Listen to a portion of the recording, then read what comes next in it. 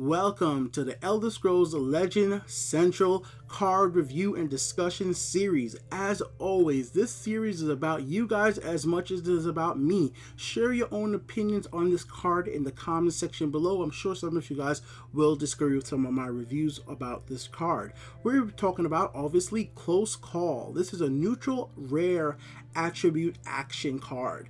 This card was recently added during the Madhouse collection, and I will be reviewing all the other Madhouse cards over the next week and also reviewing other great cards in the Elder Scrolls Legends as well.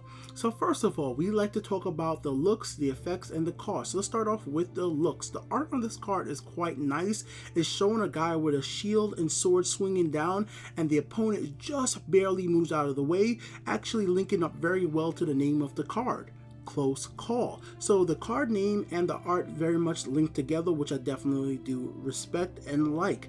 There are some weird things about this card. They're not really issues, but if you look at the guy moving out of the way really quickly, his eyes almost looks like it's closed. Until you like really zoom into your monitor or make the picture bigger, you will not notice that his eyes are actually open. And in the background, it looks like there's a big crowd of people maybe holding their hands up or maybe in a battle, but you really can't get a good definition of what's happening in the background.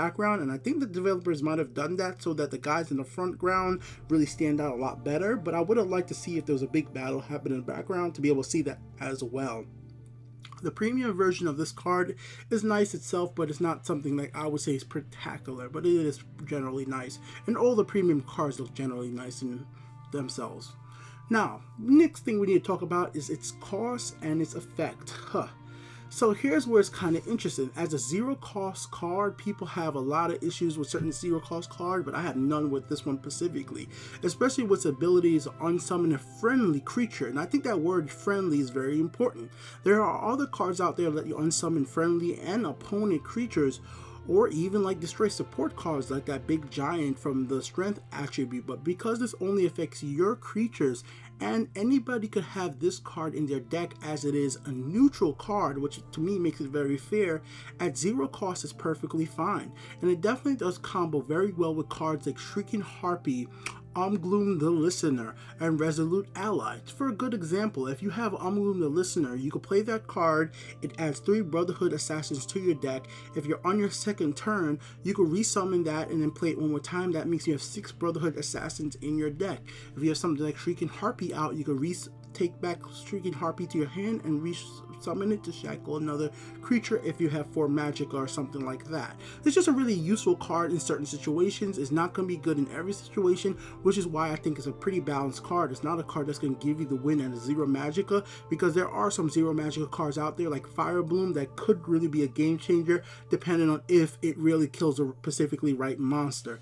But for me, this card is quite balanced, and because anybody could use it, I think it works perfectly fine in any deck who wants to use it. Not a lot of people seem to use it right now in ranked and casual, which is fine by me, but I think it's a good card to have around, especially this early in the game, because down the line, as expansions be added into the Elder Scrolls Legends, it gives a lot of opportunity for people to think of combos to use with cards added after the Madhouse collection or when the game goes out into full release. Whatever cards get added in by Bethesda or Direwolf, it'd be interesting how they combo with Close Call if they have a summon effect.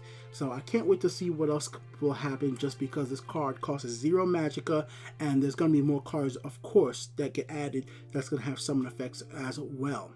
Overall, I think it's a good basic card to have right now, and it definitely lets a lot of future potential in the game. So because of the future potential, I'm going to say overall this card is going to be a 4 out of 5 for me, guys, because I'm just thinking down the line, this card is going to be very useful depending on what gets added into the game. And currently, it's not a needed card, but it's a useful card for specifically certain types of decks. Let me know what you guys think about it in the comment section below, guys. Remember, I'm reading this overall from its art, its magical cost, and its future potential usefulness. It's not saying that the must needed card for every deck, because it clearly is not. It's not a card that I see everybody's going to need. That we are going to talk about cards like that, obviously, but let's start off with some of these Madhouse collection cards just for now.